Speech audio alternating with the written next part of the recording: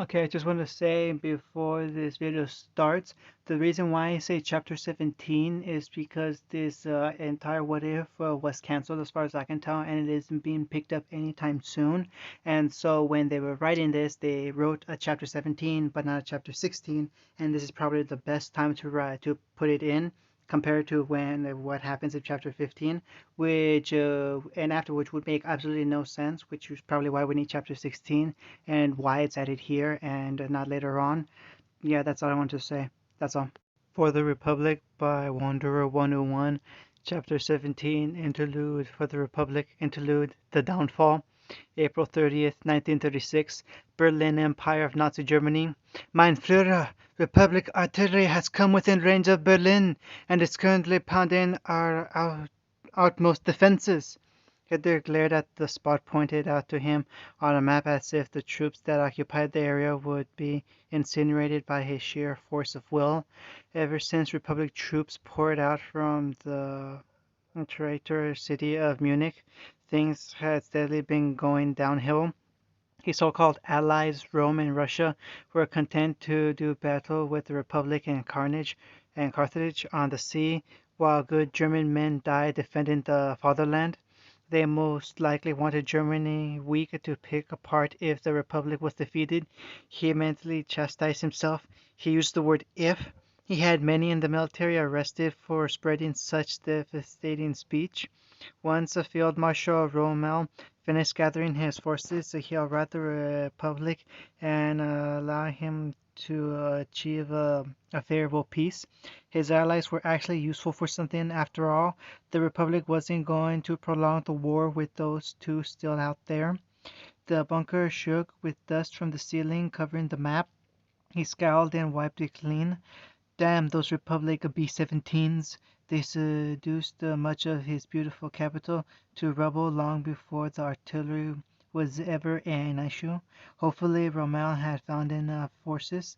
There was a knock at the door. A young German soldier stepped inside and saluted him. When he said young man, when he meant young, the boy wasn't even in his 20s yet. Realities of war required him to draft both men and some women at incredibly lower ages. When victory was achieved, he'll repay those loyal to him for the hardships they experienced with the German Golden Age. After giving the soldier a nod and a pat on the shoulder, he read the paper he delivered to him. It had to be important if it was brought directly to him.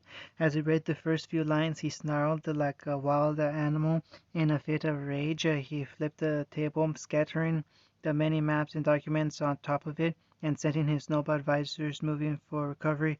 Those fucking traitors! He roared, throwing the paper and anything else in reach to the floor.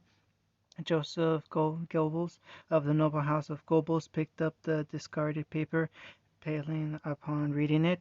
Rommel and much of the army are surrendering to the Republicans, he explained. Here, and as his forces are doing battle in the streets, much of the people are siding with Rommel. As the other assembled nobles descended into a furious argument, as they threw around blame, Hitler suddenly fumed in anger. How could Rommel betray him like that?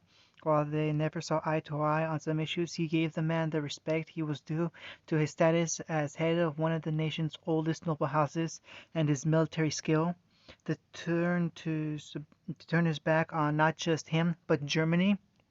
For the first time in millennia, Hitler was at a loss for what to do. The reality of his situation was now hitting him. His capital under siege, his military effectively destroyed, and his people in republic against his rule. Mein Führer! Hitler turned to the young soldier who stood dutifully by the door. The boy looked terrified, but looked at him, searching for some semblance of hope. Mein Führer, what are we going to do? He asked, voicing cracking. Something awakening in Hitler at that moment. The world seemed to slow down. The ongoing arguments became muffled, and most importantly, his mind became clearer. He needed to make a decision. His people needed him. Donuts! Hitler barked, immediately stopping the cacophony of yelling voices. Ja, mein Führer! said the commander of the Nazi. Do we still have some naval assets left? Yes, sir. We have a destroyer, some submarines, and a number of transport ships. Good, good. Then there is still hope. My friends, I will not lie to you. The war of Germany is lost. We cannot hold the nation against the Republicans or Rommel's troops with what we have. Therefore, all of our forces, including their families and anyone loyal to us, shall be discreetly transferred to our Arctic base.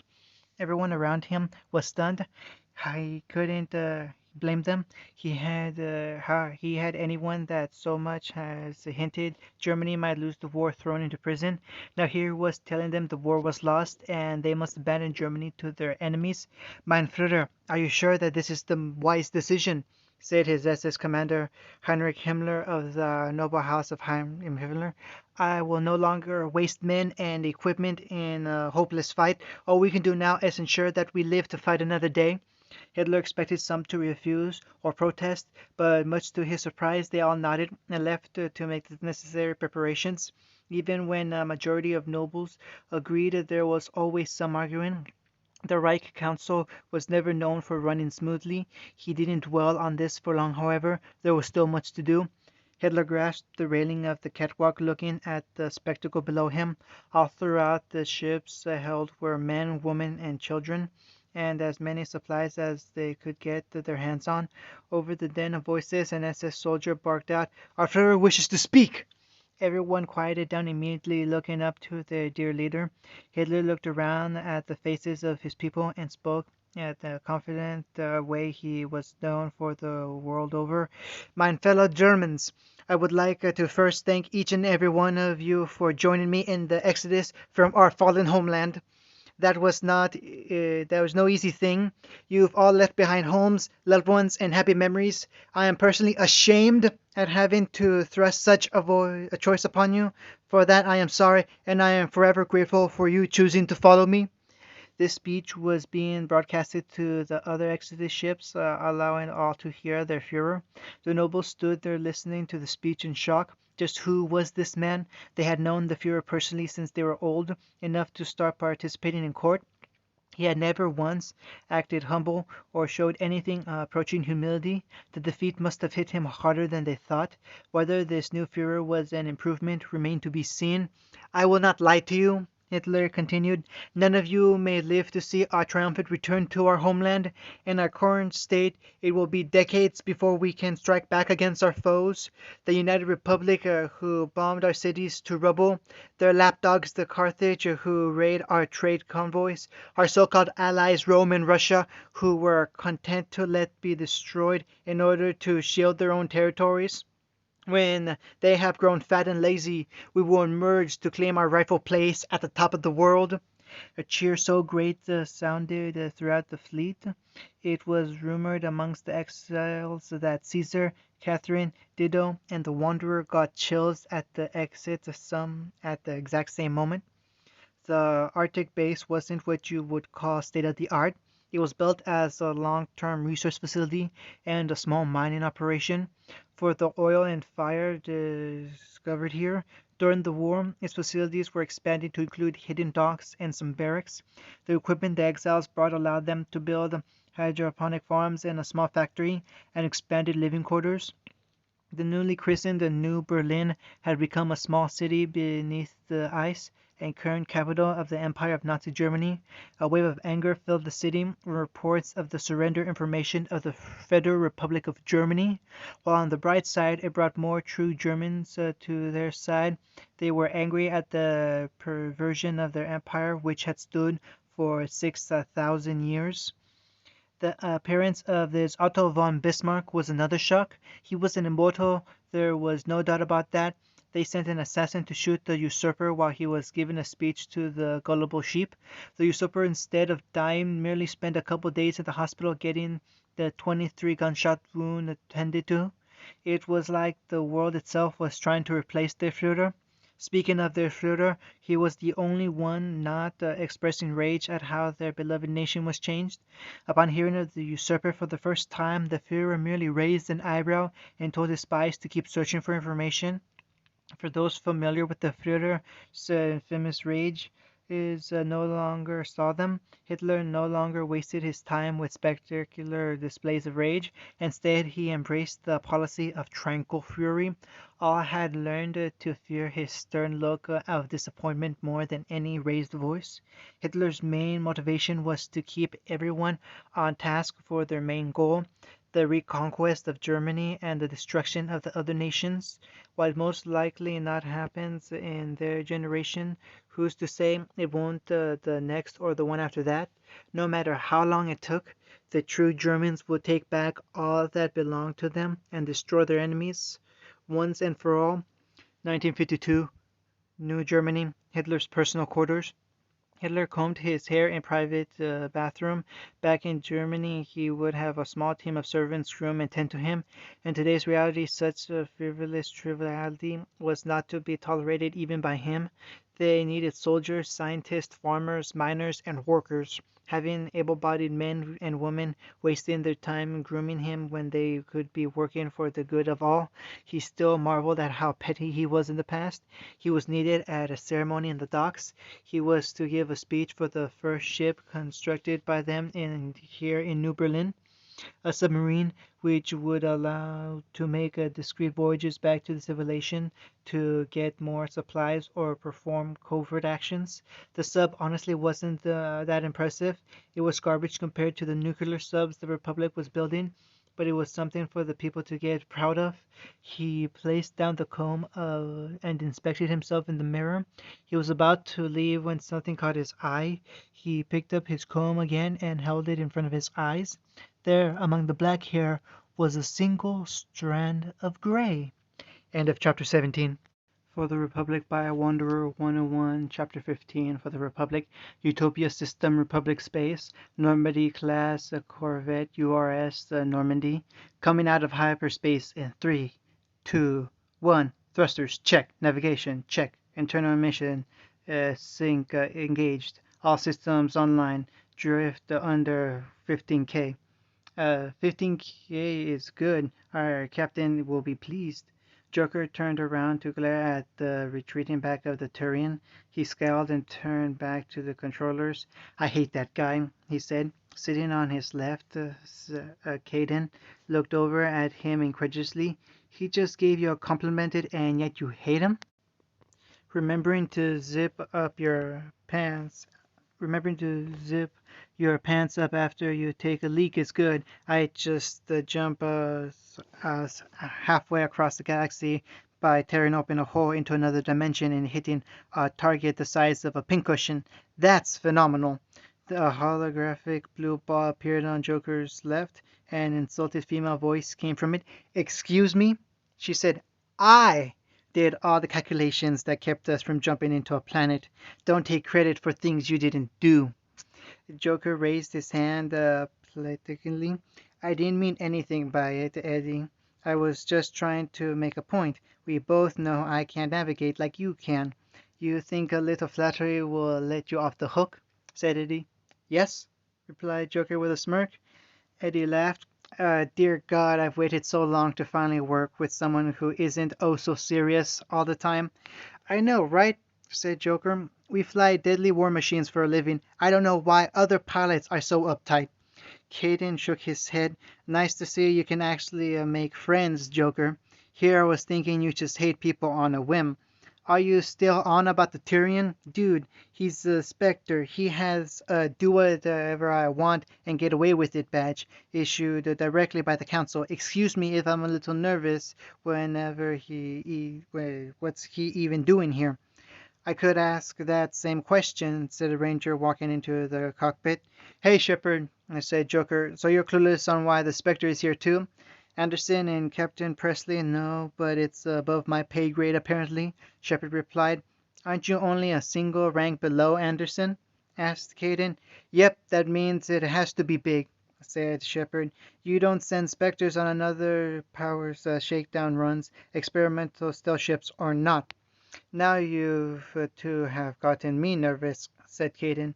The bridge intercom came on and Captain Presley's voice could be heard from it. Joker, status report, he asked. We're approaching Eden Prime, Captain. ETA 20 minutes, said Joker. Good.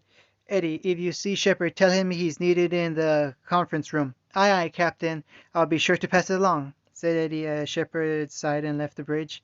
See ya, Shepard, said Joker. Shepard took the lift down to the conference room. The room served as both the briefing area and communications room. Hyperspace communicators linked them back to their superiors no matter where they were in the galaxy. As the door slid open, he could see Spectre Nihilus already there looking at the holographic projector of Eden Prime. The Tyrian, hearing him enter, turned to face him. Shepard, said Nihilus, I was hoping you'd get here first. It gives us a chance to talk. Talk? Talk about what? He asked. I'm curious about the world we're going to, said Nihilus, gesturing to the hologram. Eden Prime, I heard it's quite beautiful. It's a paradise, he said, having been there once before our mission. Yes, a paradise. Serene, tranquil, safe. Eden Prime has become something of a symbol for your people, hasn't it? Proof that humanity can not only establish colonies across the galaxy, but also protect them. But how safe is it, really? Said Nihilus as he stared at the hologram. This wasn't a friendly chit-chat. Nihilus was leading him to something, but what? Eden Prime isn't a fringe colony, he said. The planet has a proper URGF garrison and surf-to-orbit defense guns. Any would-be attacker will have a hard time. That they will, said Nihilus, but it's not impenetrable. Nothing ever is. It's only the illusion of impenetrability that stops enemies. Palvan, Thesia, Surkesh, and the Citadel have it, but Eden Prime doesn't, he guessed. No offense, Shepard, but humanity are still newcomers. Even after the Republic's war with the hegemony, many still consider you humans a minor power at best. And I'm guessing the hierarchy is one of them, he deadpanned. Nihilus gave the Tyrian equivalent of a smirk. You're more likely to see the Quarians and Geth make peace than a Tyrian Primarch admit another race's our military equal. He shook his head. So you expect something to go down? Most likely. I think it's time we told Shepard what's going on, said Anderson. Shepard and Nihilus looked to see Ranger Captain Anderson and Captain Presley enter the room. This isn't the normal shakedown run, Shepard, said Nihilus. Worst kept secret on the ship there, he replied. So what's going down on Eden Prime? An underground facility was discovered by civilians on Eden Prime, said Presley. The facility is Prothean and contains various technology artifacts, including a working beacon. Another beacon? He said. What are the odds? Couldn't agree more, Shepard, said Anderson. The galaxy is still really over the Thesia beacon. Having another one pop up has many things interesting, to say the least. It was quite a debate on what to do with it, said Presley. The Republic isn't the signatory of the Prothean Artifact Treaty, so we aren't obligated to hand it over. Though in the spirit of fostering friendly retaliations, the Republic chose to instead give it to the Council with the stipulation that UN scientists are allowed to help decode it, said Nihilus. Every species that discovers Prothean artifacts had their technology propelled by sentries, said Anderson. Anything could be stored in that beacon. The blueprints for the Citadel, the secret of the mass relays, or things we have never even seen. That's why the Council is taking no chances. Any group that possesses a beacon has an unparalleled advantage over the rest of the galaxy, said Nihilus. The Order of Athame were able to use a single intact beacon to ensure a sorry diplomatic, economic, and technological superiority for millennia. There are many factions that would kill for that kind of power. Shouldn't we have an entire fleet on this? Asked Shepard. A prototype stealth ship, a couple of Rangers, and a single Spectre seem a little light of a response for something this important. Personally, I agree with you, but the Council felt that keeping this discreet was the better strategy. Shepard, our office, DRI, and STG have been working overtime to ensure that no one from the Shadow Broker, all the way down to some random merc team coming across a single hint of this beacon's existence. You civilians unearthed it, the civilians talk, he pointed out.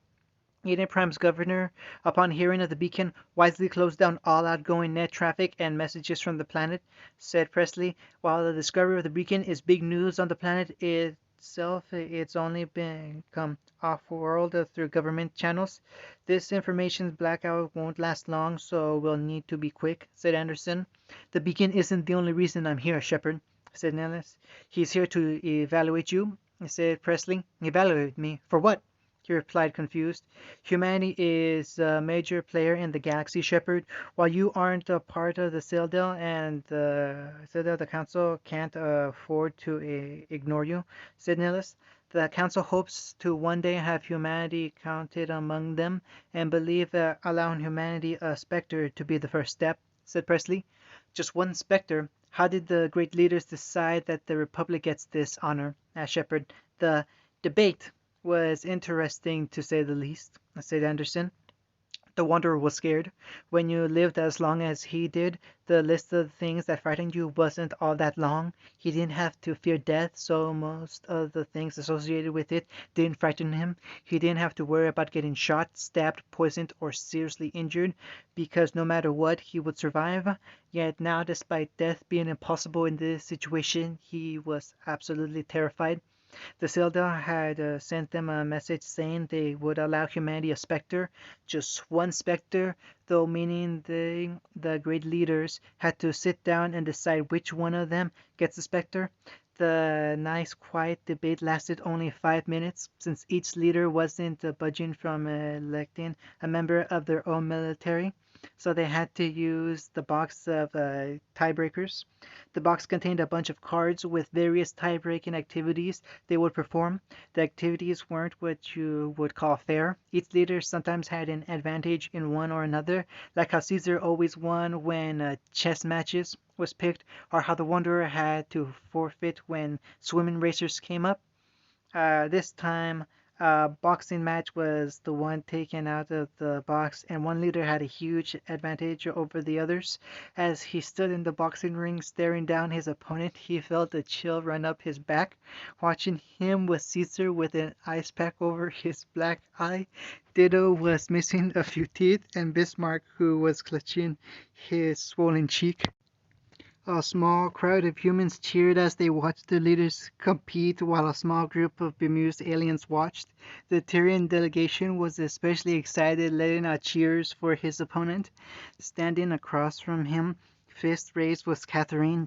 While slightly shorter than him, the Russian premier was strong from over a century of doing various jobs as a hobby. She had recently finished being a soldier, so she wasn't all that rusty when it came to hand-to-hand combat.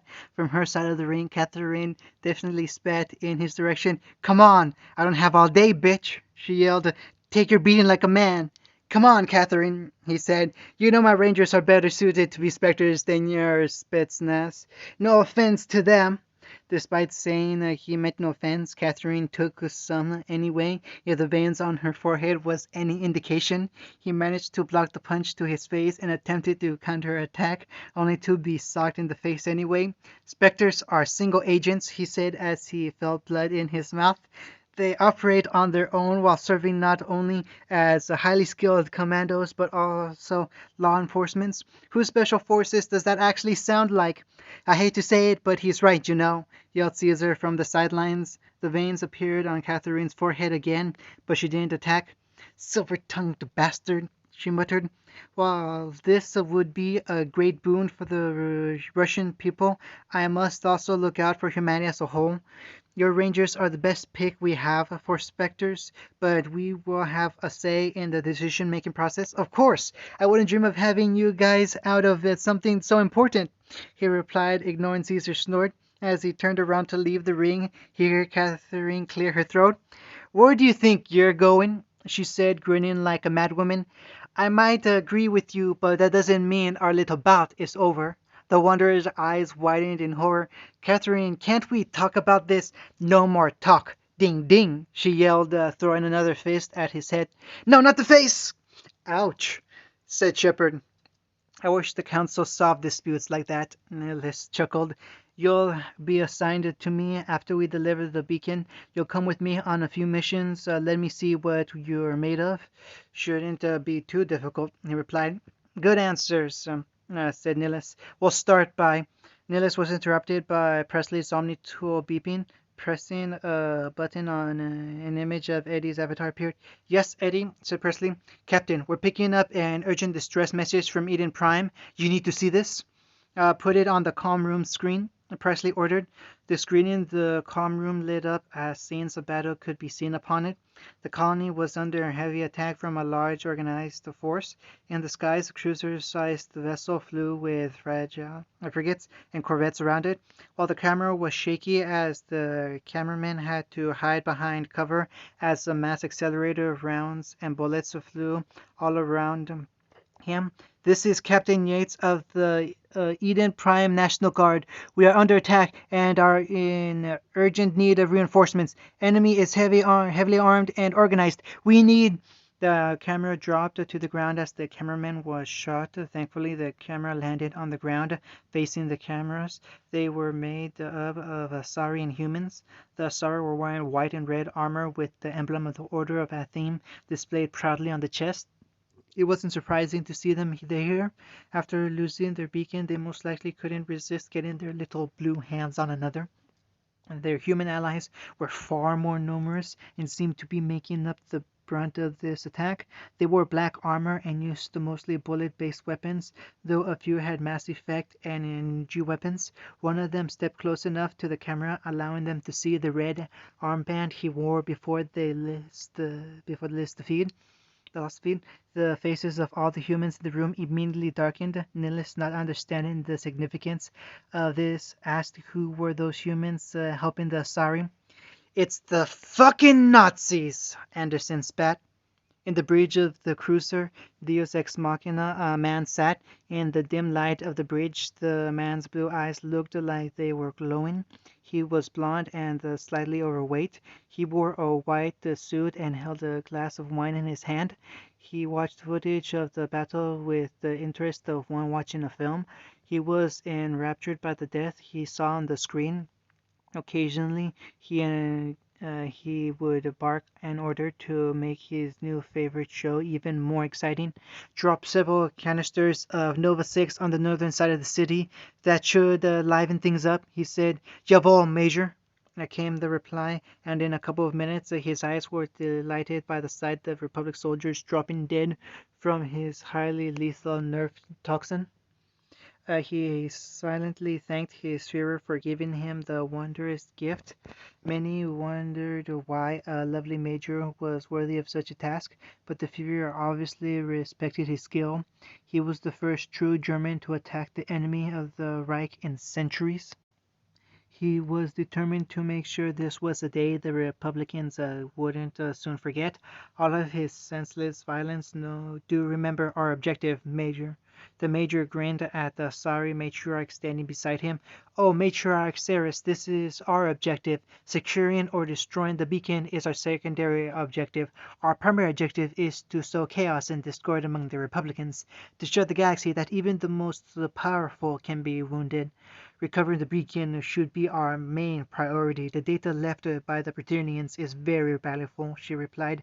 Valuable to you, the Major laughed. Haven't you noticed how dependent your order is on the knowledge of the Prothenians? Eventually there will be nothing left to learn, and you'll have nothing to fall back on. Like you're any better, she challenged. You base much of your take after the other human nations. Point, he said, inclining his glass towards her. But we still do much of our own research and development. In the realms of genetic, cybernetic, and other sciences, we are without a doubt the best in the galaxy. He pointed at the screen as the skin of Republic soldier fell off as he was exposed to Nova 6. Centuries of preparation for conflict on a scale that the galaxy has never seen before. He smiled, he said, smiling wildly, I cannot wait. End of chapter 15 and possibly the entire series.